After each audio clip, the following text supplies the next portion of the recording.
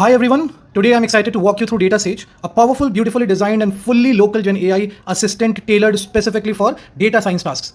So Data Sage is a locally hosted Gen AI assistant powered by Mistral 7B, and you can run it on your own infrastructure, no internet dependency, no API keys, and full data privacy. It uses a lightweight front end built with Flask and HTML CSS and combines the power of semantic search, intent classification, and LLM reasoning to handle your data science queries intelligently.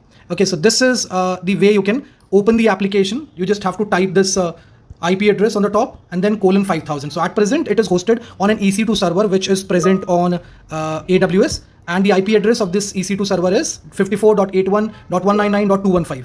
Okay, and it is running on port number 5000, and that is how it can be accessed on the browser. Now, if you want to search anything, you just have to type here that question, what is machine learning? So for example, if I want to search for this, I can simply type the question here. Now, before I hit the ask button, let me just show you this, these buttons here. So there are these buttons: decision trees, ROC curve, linear regression. You can simply click these buttons and, question will get generated, which will come automatically in the text area, and that will be sent to the backend, and the response will be provided to you on the front end. Then there is this previous queries section, wherein you will see the previously asked questions. Okay, and then there is this text area where you can type in your own questions and then click the ask button, and this is what happens. So it has sent the question to the backend. Now in the backend we have a model, okay, which is going to find out the answer of this question for us.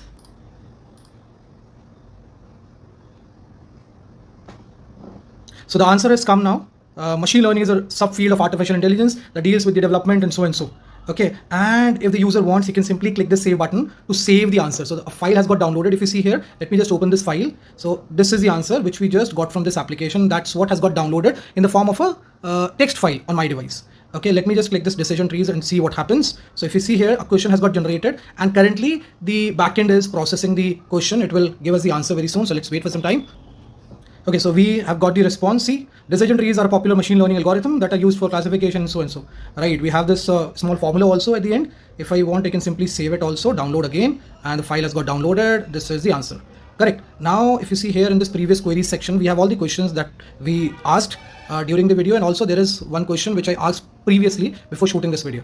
Okay, now let me just take you to the desktop version of this application. Stay tuned with me, and later on in this video, I will explain the complete code and infrastructure to you guys. It looks on the desktop, and the tabs are almost the same. We can write down, queries here of ours, like what is Gen AI, and we can simply then ask the question. But before asking the question, I would like to tell you about, the structure of this application. So there is this EC2 server inside which we have created a directory called Data Sage. Okay, and then we have all the files, everything over here. There is a model named Mistral GGUF that we have downloaded from this site, and that is what we are using the backend for answering the questions. Okay, let me just click on this ask. By the time it is fetching for us the answer of this question, let me walk you through the code now of this application. So as you can see, there is this agent.py. Let me just open it. Then we have something called app.py.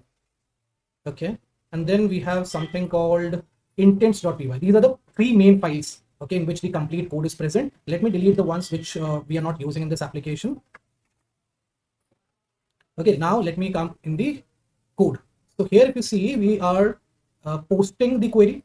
Okay. After the application takes the query, it saves us into a session. From here, we populate it on the front end.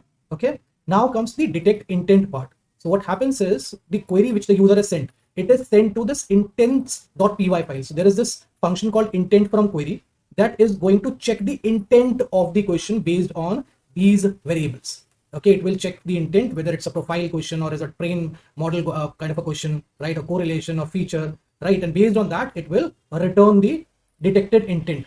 Okay, now if suppose the intent doesn't match with any of these, in that case, it will simply do this.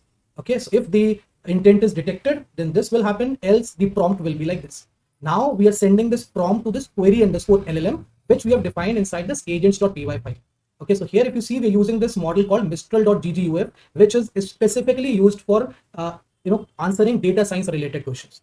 There are a number of such types of models available on Hugging Face, which you can download and you can use for answering different types of questions of different fields. But this is the model, and now we are using the prompt over here. Maximum number of tokens is 256. It depends upon you. If you want to increase it, you can increase it to 512, or based on your requirement, you can put a specific number here.